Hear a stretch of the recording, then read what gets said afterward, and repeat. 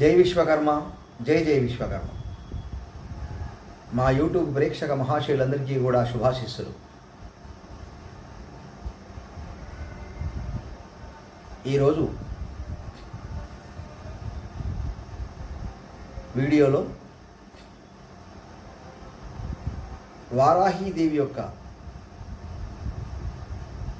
విశిష్టతల గురించి మనం తెలుసుకోబోతున్నాం. ఆషాఢ మాసంలో వచ్చేటువంటి ప్రధానమైనటువంటి పూజా కార్యక్రమం వారాహీదేవి పూజ. ఈ యొక్క ఆషాఢ మాస ప్రారంభం నుంచి 9 రోజుల పాటుగా వారాహీదేవిని పూజించడం వలన, వారాహీదేవిని ఆరాధించడం వలన, నవరాత్రులు చేయడం వలన సకల శుభాలు కలుగుతూ ఉంటాయి. అన్ని కష్టాలన్నీ కూడా తీరిపోతూ ఉంటాయి. అందువల్ల ఆషాఢ మాసంలో ఎక్కువగా మనం వారాహీదేవిని ఆరాధిస్తూ ఉంటాం, పూజిస్తూ ఉంటాం.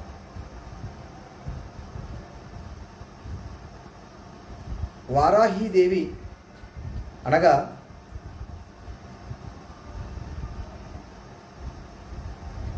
వరాలిచ్చేటువంటి దేవి అని అర్థం. అదేవిధంగా వరాహ ముఖాన్ని కలిగి ఉన్నటువంటి అమ్మవారు అనగా అడవి పంది ముఖాన్ని కలిగి ఉంటుంది. శీఘ్రంగా కోరినటువంటి కోరికలను తీరుస్తూ ఉంటుంది. మనము ఏదైతే కోరుతూ ఉంటామో అమ్మవారి ధ్యానం చేసి అమ్మవారిని పూజించి మన కోరికలు అమ్మవారికి నివేదన చేస్తూ ఉంటాం. అలాంటి కోరికలను సంకల్ప మాత్రము చేతనే మరి తీర్చేటువంటి, నెరవేర్చేటువంటి దేవి వారాహీదేవి. మరి వారాహీదేవి సప్త మాతృకులలో ఒక అవతారం. అందువల్ల ఈ యొక్క వారాహీదేవి యొక్క వర్ణన లలితా సహస్రనామ పారాయణంలో కూడా చెప్పబడి ఉన్నది. మరి అమ్మవారికి, లలితాదేవికి సైన్యాధ్యక్షురాలుగా ఉండి ఆ యొక్క పోరాటంలో ఈ యొక్క వారాహీదేవి పాల్గొని మరి విజయఢంకా మోగించినటువంటి సందర్భం అది. అందువల్ల లలితాదేవికి సైన్యాధ్యక్షురాలిగా, ఆ యొక్క లలితాదేవి యొక్క పోరాటంలో భాగస్వామిగా కూడా ఈ యొక్క వారాహీదేవి పాల్గొని అమ్మవారికి సహాయ సహకారములు కూడా అందించినటువంటి ప్రధానమైనటువంటి దేవత వారాహీదేవి. అందువల్ల లలితాదేవి సహస్రనామ పారాయణంలో కూడా వారాహీదేవి యొక్క వర్ణన మనకు ప్రస్ఫుటంగా కనబడుతూ ఉన్నది. మరి వారాహీదేవి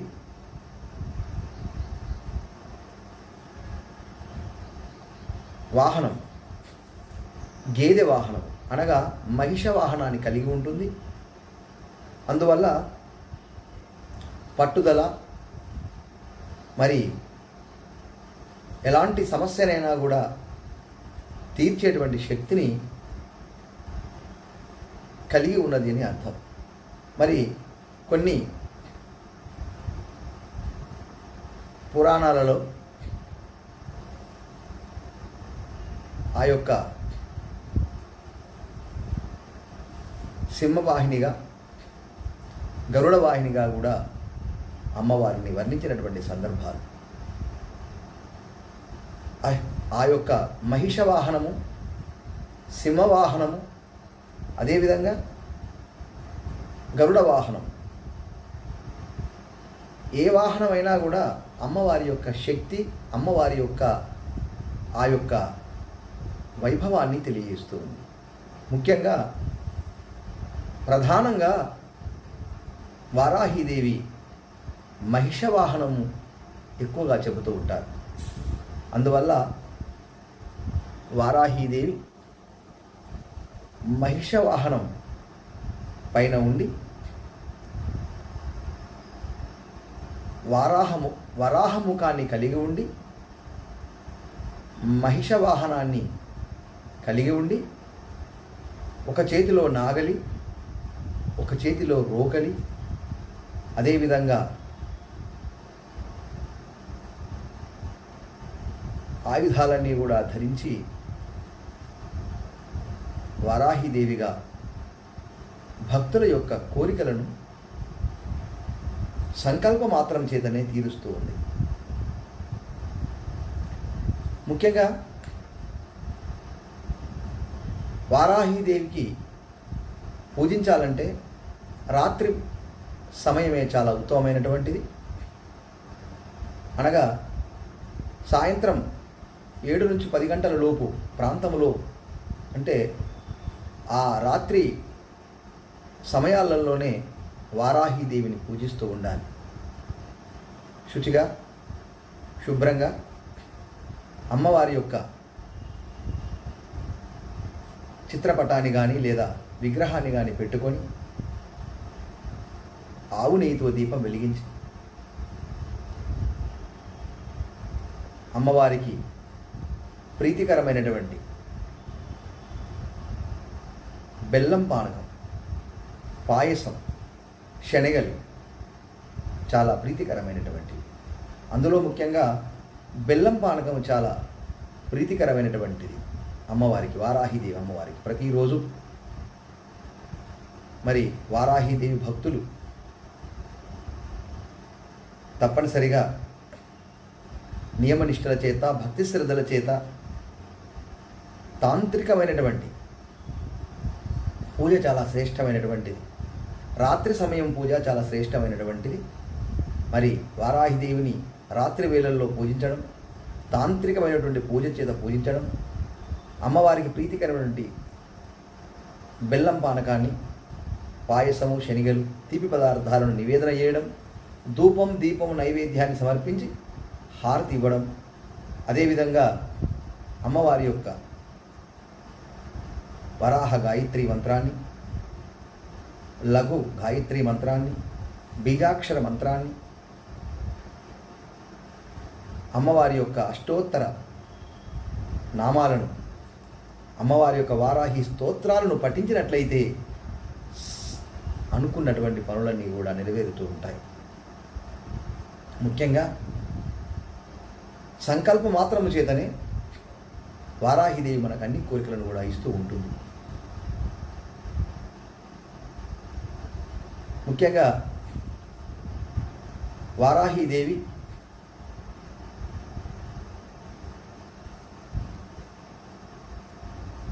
భయాందోళన తొలగజేస్తుంటుంది. పూజించడం వలన, వారాహిదేవిని పూజించడం వలన, ఆరాధించడం వలన మానసికమైనటువంటి వ్యాధులను తొలగింపజేస్తూ ఉంటుంది. మనలో ఉన్నటువంటి భయాందోళనను కూడా తొలగింపజేస్తూ ఉంటుంది. అదేవిధంగా అనేకమైనటువంటి అనారోగ్య సమస్యలను నుండి కాపాడుతూ ఉంటుంది. శత్రుబాధ నివారణ కోసం, ముఖ్యంగా భూత ప్రేత పిశాచాది బాధల నుండి, దుష్టశక్తుల బాధల నుండి, దుష్టుల బాధల నుండి, అదేవిధంగా శత్రు పీడ నుండి, ఇలా చాలా రకములైనటువంటి సమస్యలకు పరిష్కారం, అద్భుతమైనటువంటి పరిష్కారాన్ని ఇస్తుంది వారాహిదేవి అమ్మవారు.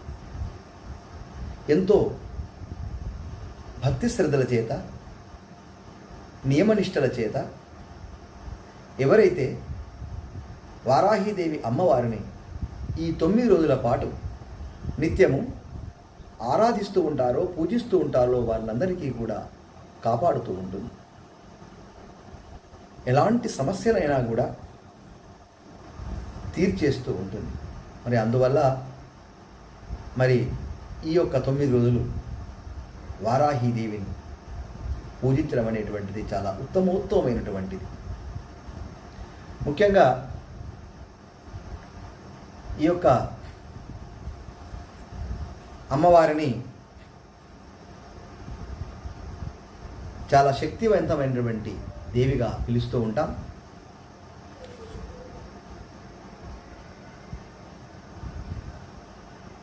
శాక్తేయంగా ఎక్కువగా పూజిస్తూ ఉండాలి, అనగా శక్తి మతంలో ఎక్కువగా పూజిస్తూ ఉంటాం. తాంత్రికమైనటువంటి పూజ చాలా ఇష్టమైనటువంటిది అమ్మవారికి. రాత్రి పూజ చాలా విశేషమైనటువంటిది. అదేవిధంగా అందువల్ల ఈ వారాహిదేవిని రాత్రి సమయంలో పూజిస్తుంటాం గనక ధ్రువవారాహి అయి నమః, ధూమావతి అయి నమః అని పిలుస్తూ ఉంటారు. అనగా రాత్రి సమయాల్లోనే పూజించడం వలన అమ్మవారు మనకు అనేకమైనటువంటి కోరికలు నెరవేరుస్తూ ఉంటుంది కనుక మరి ధ్రువవారాహి అయి నమః, ధూమవారాహి అయి నమః అని కూడా మనం వారాహిదేవిని మంత్రం చేత ఆరాధించాలి. అదేవిధంగా ముఖ్యంగా ఈ విధంగా అద్భుతమైనటువంటి పరిష్కారం కోసం అమ్మవారిని ఆరాధించినట్లయితే అడ్డంకులన్నీ తొలగిపోతూ ఉంటాయి. వారాహిదేవిని పూజించినట్లయితే ధైర్యము, స్థైర్యము కూడా కలుగుతూ ఉంటుంది. ముఖ్యంగా శత్రుబాధ తొలగిపోతూ ఉంటుంది, నరదృష్టి తొలగిపోతూ ఉంటుంది, నరఘోష తొలగిపోతూ ఉంటుంది, జ్ఞానము లభిస్తూ ఉంటుంది. మనకు జ్ఞానం ఏదైతే ఉందో అది సిద్ధింపజేస్తూ ఉంటుంది వారాహిదేవి. మనలో ఉన్నటువంటి కుండలీన శక్తి, షట్చక్ర శక్తి ఏదైతే ఉందో, షట్చక్రముల యొక్క శక్తి ఏదైతే ఉందో కుండలిని శక్తి అంటారు దాన్ని, అది పెరుగుతూ ఉంటుంది. దానివల్ల మానసికమైనటువంటి బలం వస్తుంది, మానసిక స్థైర్యం లభిస్తూ ఉంటుంది. అందువల్ల మనం ఏ రంగంలోనైనా అమ్మవారి యొక్క నామాన్ని స్మరించినట్లయితే విజయం లభిస్తూ ఉంటుంది. మరి అంతటి పవిత్రమైనటువంటి శక్తివంతమైనటువంటి వారాహిదేవి యొక్క పూజా కార్యక్రమం, మరి ఇంతటి శక్తి కలిగినటువంటి వారాహిదేవిని పూజించడం అనేటువంటిది చాలా విశేషమైనటువంటిది. అందువల్ల మనలో ఉన్నటువంటి శక్తిని ప్రేరేపించడానికి, మన సమస్యలన్నీ కూడా తీర్చడానికి అమ్మవారు ఎప్పుడు కూడా సిద్ధంగా ఉంటుంది. కనుక మరి ఈ 9 రోజులు ఆషాఢ మాసంలో ప్రారంభం నుంచి మొదలుకొని 9 రోజులు శ్రీ వారాహిదేవిని వివిధ రూపాల చేత, వివిధ నైవేద్యముల చేత, వివిధ పుష్పముల చేత, అమ్మవారి యొక్క నామం చేత మనం పూజిస్తూ ఉండాలి. అందువల్ల కుటుంబ సమస్యలు, అనారోగ్య సమస్యలు, తర్వాత భూతప్రేత పిశాచాది బాధలు, శత్రుదోష నివారణ, నరఘోష, ఇలాంటి పలు రకములైనటువంటి సమస్యలన్నీ కూడా పటాపంచలవుతూ ఉంటాయి. మరి అదేవిధంగా అమ్మవారికి ఎరుపు రంగు పుష్పాలంటే చాలా ఇష్టం. అందువల్ల అమ్మవారిని ప్రతి నిత్యము కూడా ఎరుపు రంగు పుష్పాలతో పూజిస్తూ ఉండాలి. అదేవిధంగా ఈ యొక్క అమ్మవారి మూల మంత్రాన్ని జపిస్తూ ఉండాలి 108 సార్లు. ఈ విధంగా అమ్మవారిని ఆషాఢ మాసములో వారాహిదేవిగా ఆరాధించడం వలన, పూజించడం వలన సకల శుభాలు కలుగుతూ ఉంటాయి. సంకల్ప బలం పెరుగుతూ ఉంటుంది. మనకు అమ్మవారు శక్తిని ప్రసాదిస్తుంటుంది. కనుక ఆ యొక్క వారాహిదేవిని, సప్తమాతృకాదేవిని ఈ యొక్క 9 రోజులు మనం పూజించడం అనేటువంటిది చాలా విశేషమైనటువంటిది, చాలా పవిత్రమైనటువంటిది. అందువల్ల ఆషాఢ మాసంలో తప్పనిసరిగా అమ్మవారి యొక్క వైభవాన్ని కీర్తిస్తూ, అమ్మవారి యొక్క వారాహిదేవి అమ్మవారిని ఆరాధిస్తూ పూజించడం అనేటువంటిది వలన సకల శుభాలు కలుగుతూ ఉంటాయి. ఈ యొక్క శ్రీ వారాహిదేవి యొక్క అమ్మవారి యొక్క గాయత్రి మంత్రాన్ని మనం కనీసం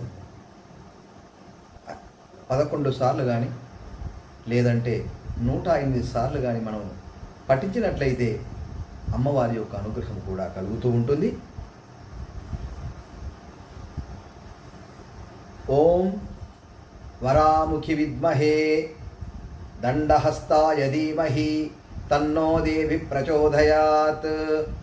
ఓం వరాముఖి విద్మహే దండహస్తాయ ధీమహి తన్నో దేవి ప్రచోదయాత్.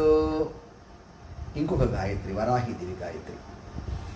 ఓం మహిషధ్వజాయై విద్మహే ఓం మహిషధ్వజాయై విద్మహే దండహస్తాయ దేవి దండహస్తాయ ధీమహి తన్నో వరాహి ప్రచోదయాత్.